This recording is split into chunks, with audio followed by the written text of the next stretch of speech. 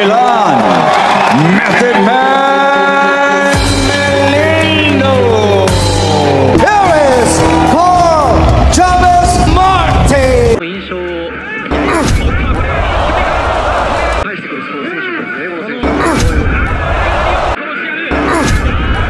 Usapang bakbakan, di magpapahuli pag may bagong laban. Sa pagpasok ng taong 2026, isang tensyon ang unti-unting namuo sa boxing ng Pilipinas.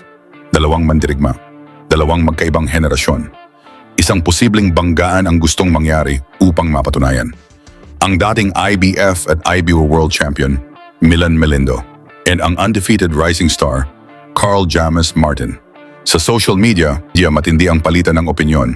May hamunan sa pagitan ng dalawang kampo at sigaw ng fans, maglaban na kayo para mapatunayan.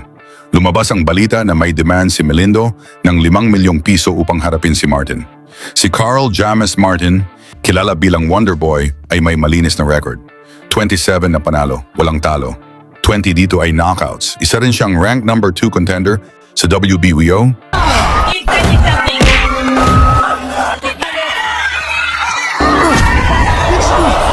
Pero ayon sa ilang fans, may tanong sa kanyang mga nakalaban. Sinasabing namimili at mga magtataho at tricycle driver lang daw ang tinalo. Samantala si Milan Melindo, may alias na metodiko dahil sa kanyang talino at disiplina sa ring.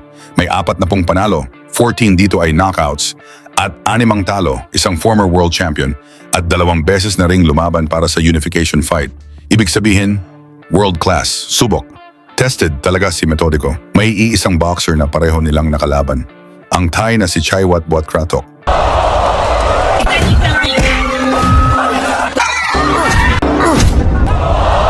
Pinabagsak ito ni Martin sa round 6 at tinalo naman ni Melindo by unanimous decision. Boom. Okay, boom. Boom.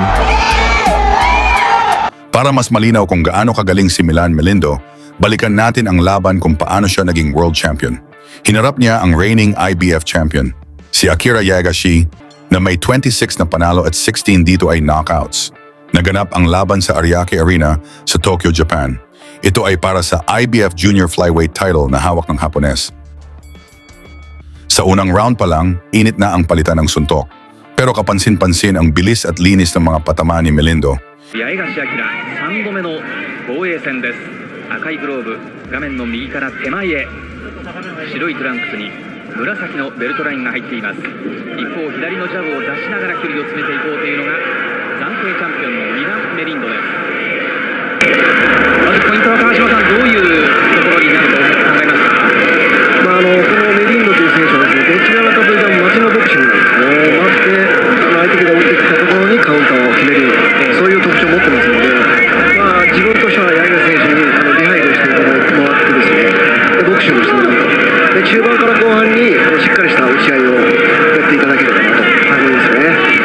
長谷川さん、激闘が八重樫のこういう足を使ったアウトボクシングもですね、得意にはしていますが。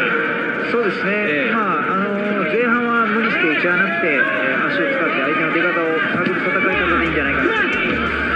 左ジャブを序盤多く出しているような印象もあります八重樫。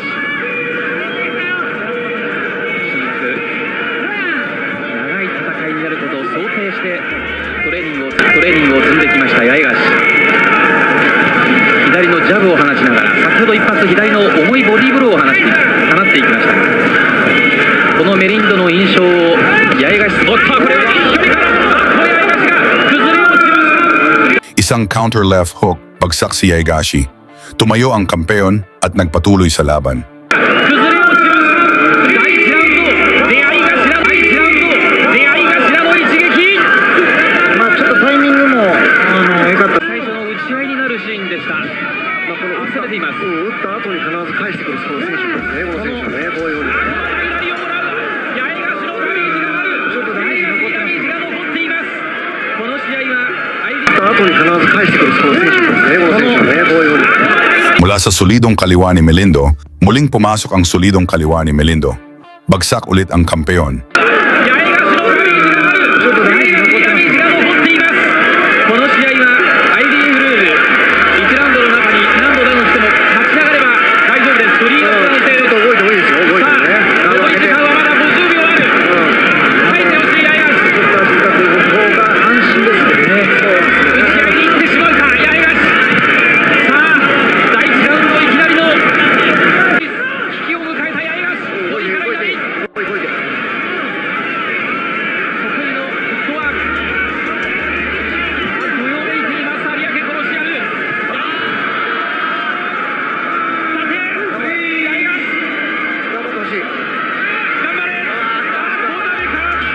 Sunod-sunod na combination ang tumama. At dito na inawat ng referee ang laban. Technical knockout sa unang round. Isa ito sa pinakamalalaking upset sa kasaysayan ng boxing sa Japan. 頑張ってほしい。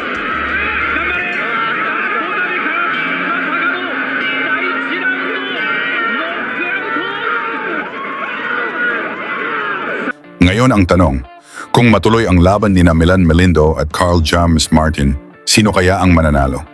I-komento ninyo ang inyong sagot sa baba at banggitin ninyo kung taga saan kayo para malaman natin saan na umabot ang balitang ito. Lagi niyong sundan, huwag magpapahuli. Pag-usapan ni bakbakan, balita niya at laban. Mga Pinoy na di nagpapagapi. Salamat sa mga suporta na lagi nandyan.